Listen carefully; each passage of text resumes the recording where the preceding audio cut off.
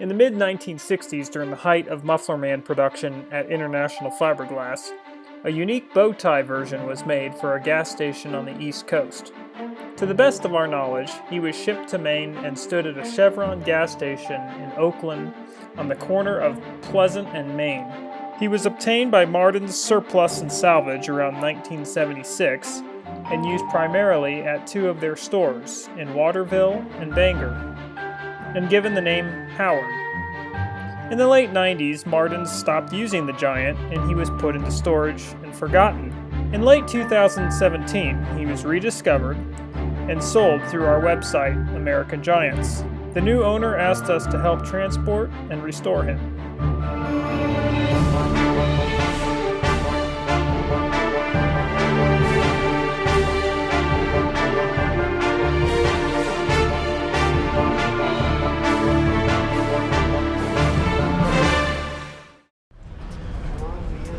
At Denver Airport. It is about 11 o'clock at night. I'm on a red-eye to Boston. You guys remember the Martin's Muffler Man we did at auction? We were asked to haul him and restore him a little bit by the new owners. So come along and we will take you up to Maine and see what this guy looks like and see if he'll come apart and see if he'll fit in the truck. I'll land about 5:30 in Boston, and I gotta go down to LaGuardia to meet one of the few planes going to Bangor, and we'll meet up with Michael at LaGuardia.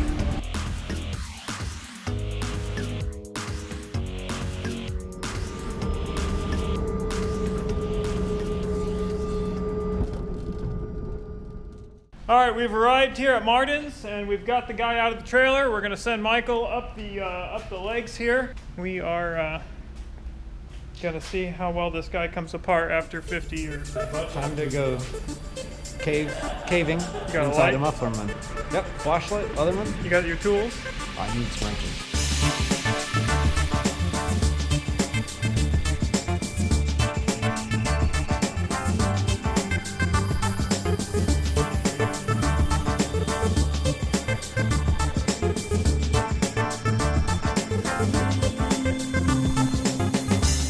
Every time we take apart a Muffler Man, we never know what to expect.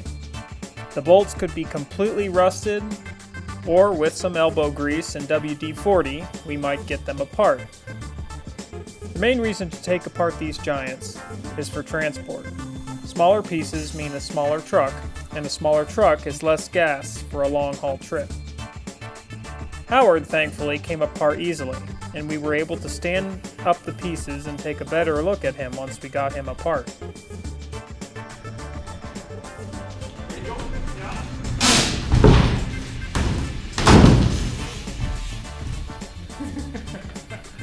Oh man, it is nasty work on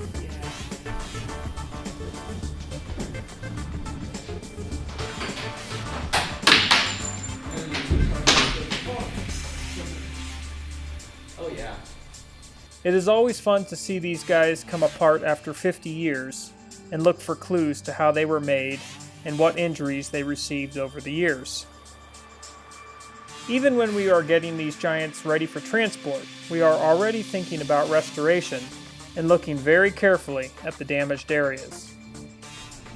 Alright, we're taking the hat off for the first time in who knows how long. Let's see how it goes.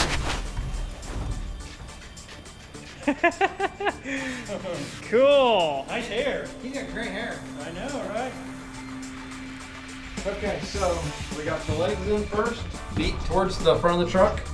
And then we slid the torso in on top of the legs. Because he's got the head on, we couldn't stand him up. So we'll strap him in so he can't bounce going down the road. And he's ready to go. Oh, we took his hat off too because the brim of the hat is too tall for the truck. So the hat had to come off, which was cool. See the top of his head, which probably hasn't been exposed for years. All right, we're all done here at Martin's, all loaded up, headed to Illinois.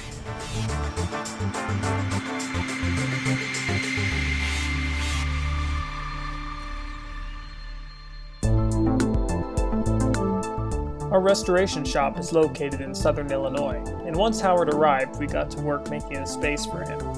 There are always giants coming and going, so it is a constant shuffle around the shop. Most of Howard's restoration happened in the fall of 2018 after a few interruptions during the summer.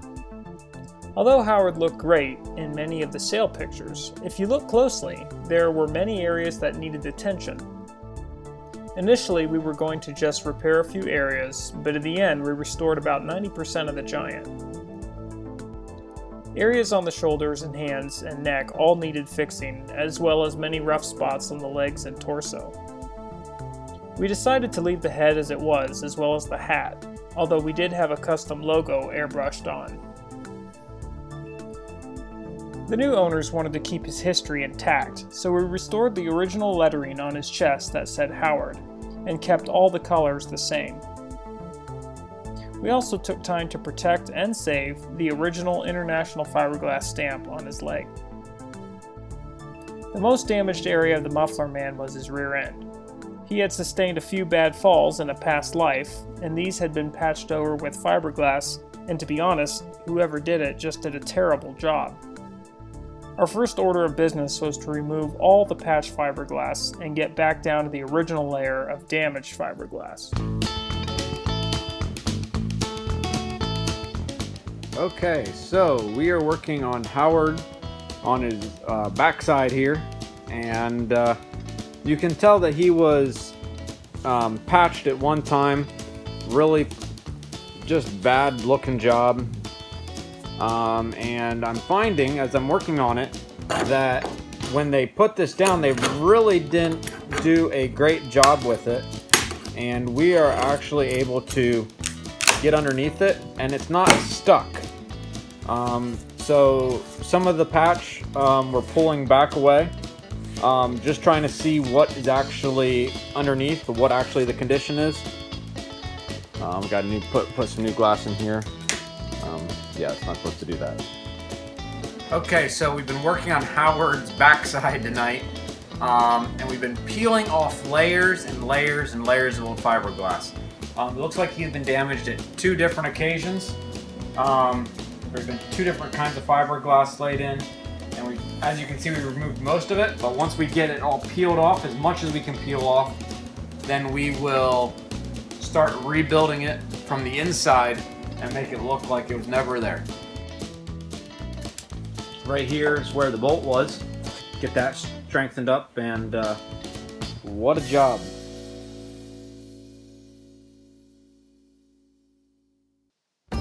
While his butt was being repaired, we started the huge job of sanding down the giant and removing all the old paint. Removing the old paint and sanding down to the gel coat gives us a fresh start for laying down primer, as well as revealing areas in the fiberglass that are weak or need repair. There are also hundreds of small cracks and pinholes that are fixed during this stage in the restoration. Once most of the repairs have been made, a test layer of primer is put down to show any damage or defect that was missed, and another round of sanding follows to smooth out any rough areas. We spent a considerable amount of time on Howard's shoulder and neck areas, putting in new eye bolts and adding extra fiberglass support to the shoulder area, so the eye bolts could support the weight of the giant being lifted into the air during setup. The bow tie was also cleaned up and smoothed out, and painting started. Multiple layers of paint are applied, and time is taken to tape off areas so there is no overspray. Okay, we got Howard Huge's arms sanded down. We're getting ready to give him the first coat of primer so we can see what and if any defects they have in them that we need to touch up. So Will's getting ready to put some primer down, and we'll finish these arms up so we can get Howard going down the road. After the paint has dried, a clear coat is applied to protect the paint and give the Muffler Man a nice shine. In Howard's case, the new owner wanted a wine bottle and wrench made, so we had Mark Klein from Virginia make the wrench and wine bottle. Mark did a great job, but we found the wine bottle to just be way too big, so we fabricated a smaller one in our shop that fit perfectly into his hand.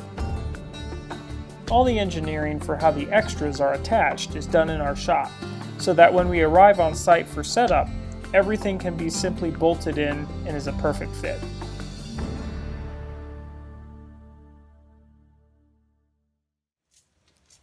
So tomorrow morning, Howard heads out. He's on the trailer. He's outside. I know it's dark and you can't really see him, but there he is. He is all strapped down, truck's loaded with arms and bottles, and we'll start the journey tomorrow. Restorations always come to an end, and Howard was no exception.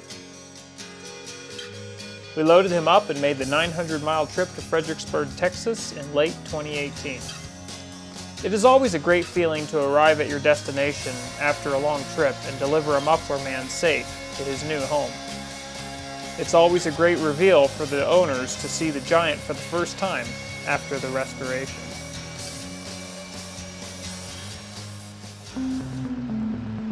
All right, good morning.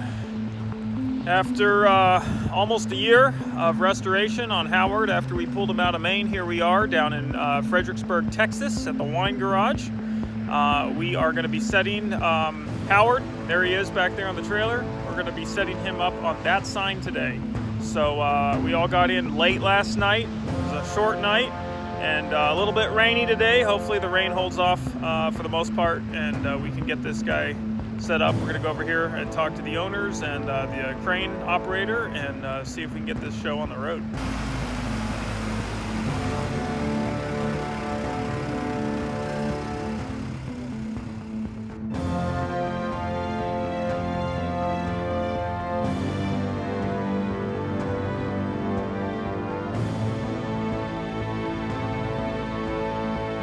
So Michael and I got everything out of the truck now. We got a hat. We got 2 sizes of wine bottles, the small ones for him. We got an arm here and then an arm on the other side. And now we got to put the arms and the hat on before we even get to setting them up. So first things first, hat and arms. So we've got his arms in. We got his hat on. Rain's let up a little bit. You know, you never know what you're going to get. Sometimes it's a nice sunny day to set these guys up. Sometimes it's snowing. Sometimes it's raining. You set a date, of setup probably weeks or months ahead of time. So you're really locked in once you get down here or on location to set these guys up. So we're waiting on the guys over there to get the SkyTrack up and going. And then we're going to pick this guy and see how he looks up there on the sign. So we got nice and wet, but we've got the arms on, the hat on, and we are ready to lift.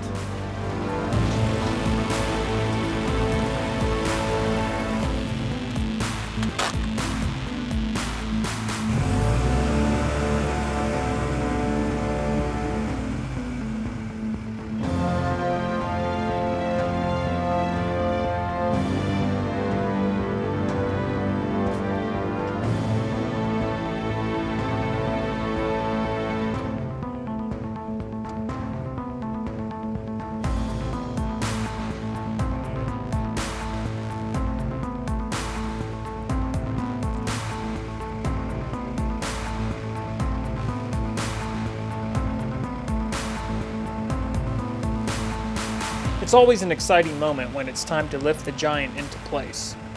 For us, we are concentrating on the Giant's feet so they don't slide or scratch on the trailer before the center of gravity shifts. When you spend months restoring these guys, even a tiny scratch is a terrible thing. Once the Giant starts to free hang, our new eye bolts and reinforced shoulder area is put to the test, and we are happy to see the Muffler Man is holding his weight.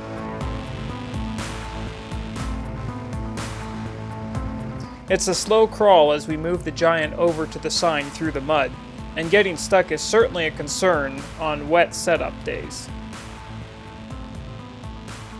The design for the sign was developed by the wine garage and local contractors built it. It was not a new concept for us, however, as a Muffler Man in Dallas has a very similar setup, and that one was installed way back in the 1960s. A special platform was built to support Howard's weight and shoe size. Once we positioned the Giant where we wanted him, we gently set him down and started to drill the holes into the platform using the brackets already in his shoes for a perfect placement.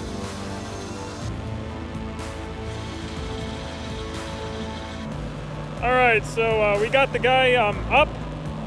They've drilled the holes in the foot plate. He's bolted down.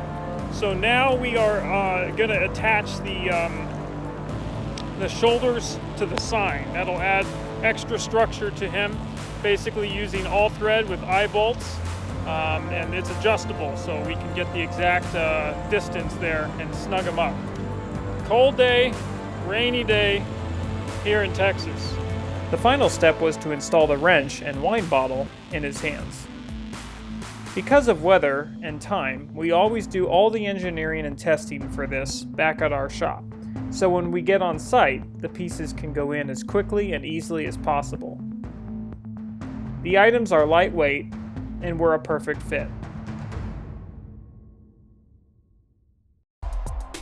It was time to step inside the wine garage for a much needed break and to check out this unique winery, which was soon to open to the public. The theme is vintage cars and a great 1960s feel, with lots of vintage signs, oil cans, and old shop items that decorate a room with an amazing collection of classic cars. The collection includes a 1973 Trans Am 455 4-speed with original paint, a 1962 Studebaker Champ, and a 1968 Dodge Charger built like the General Lee. There is also a 1975 Eldorado Cadillac with Texas horns, as well as other cars you just don't get to see every day. In the testing room, they even have the noses of a 1947 and a 1960 Studebaker on the walls, with headlights that come on, as well as an old Chevy truck, and many other things to check out. The Muffler Man towering outside now gives visitors the hint that this is no ordinary winery, and they are really in for a treat on a grand scale once they walk inside. Behind Howard will be a reconstructed Texaco gas station that will have gas pumps and an old tanker truck, as well as the old cinder block style bathrooms.